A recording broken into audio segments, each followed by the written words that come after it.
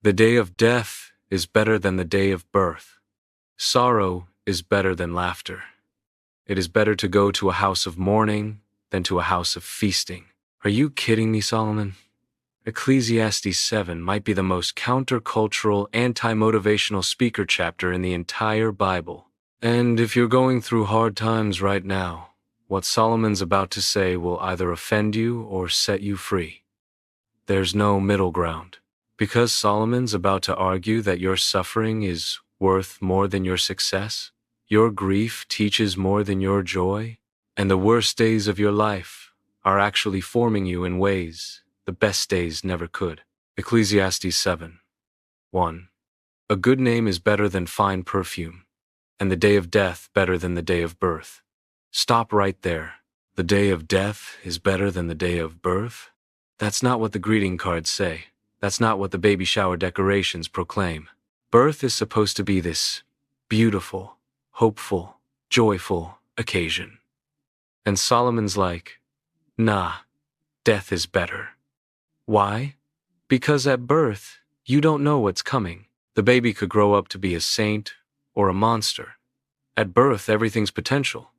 At death, the story's written. A good name, a life well lived, is revealed at death, not at birth. Better to die with a good reputation than to be born with mere possibility. But that's just the warm-up. Verse 2-3. It is better to go to a house of mourning than to a house of feasting, for that is the end of every man, and the living should take it to heart. Sorrow is better than laughter, for a sad countenance is good for the heart. Mourning is better than feasting. Sorrow is better than laughter. A funeral is more valuable than a party. This is the anti-prosperity gospel. This is the opposite of your best life now. Solomon's saying pain is a better teacher than pleasure. Why? For that is the end of every man, and the living should take it to heart. The funeral reminds you of mortality. The party lets you forget. The mourning makes you think about eternity.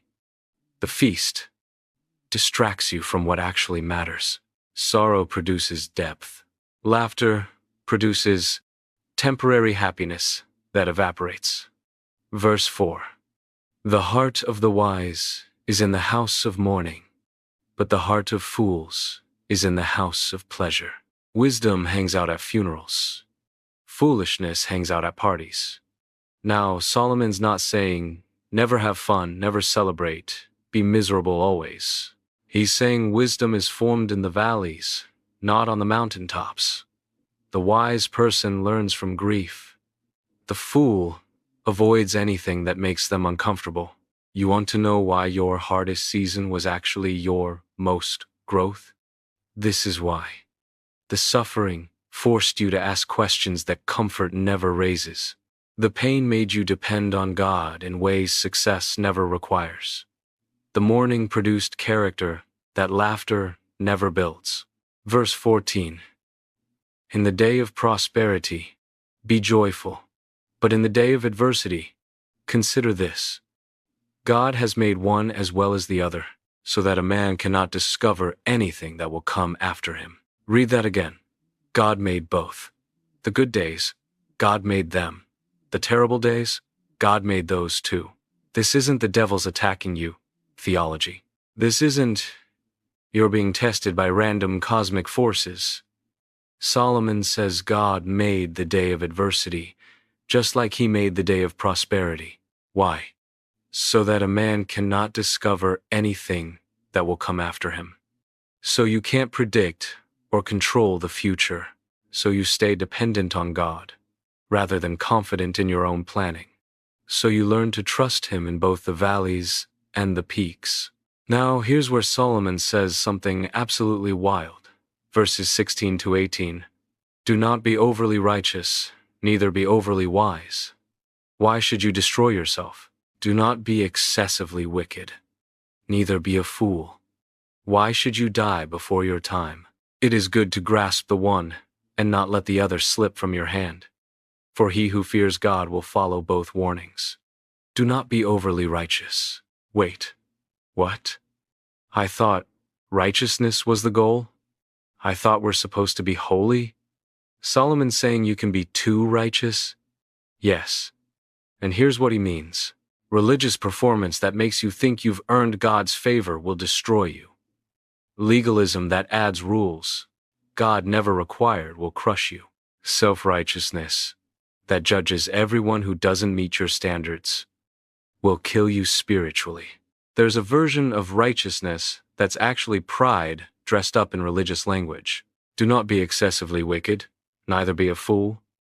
Why should you die before your time? Obviously, don't be evil. Don't be stupid. Sin has consequences, and stupidity kills. But notice, Solomon's not saying, be perfectly righteous and never sin. He's saying, find balance, fear God, follow his actual commands, not the ones you added to make yourself feel more spiritual than others. He who fears God will follow both warnings. The person who truly fears God doesn't become a legalist and doesn't become lawless. They walk the narrow path between religious pride and rebellious foolishness. Verse 20. Surely there is no righteous man on earth who does good and never sins. There it is. Nobody's perfect. Nobody achieves flawless righteousness. So stop pretending you have. Stop judging others like you have. Stop performing like you need to earn what Jesus already purchased. Here's what you need to understand. Ecclesiastes 7 is about formation through hardship. It's about wisdom through suffering. It's about character built in the crucible of pain, not the comfort of ease. You're going through something hard right now? Good. I don't mean that flippantly. I mean Solomon is telling you that this season, this terrible, painful, difficult season, is producing something in you that 1,000 good seasons never could. The house of mourning teaches what the house of feasting never will. Your suffering isn't random. It's not meaningless. It's not God forgetting about you. God made this day just like He made your good days. And He's using it to form wisdom, character, depth, and dependence that you'd never develop otherwise. Here's what you can do this week. Stop running from discomfort. Stop medicating every painful emotion. Stop avoiding every difficult conversation. Let the sorrow do its work. Let the mourning teach you. Let the hardship form you. Because the person who only knows laughter is shallow. The person who only experiences prosperity is foolish. The person who avoids all pain is immature.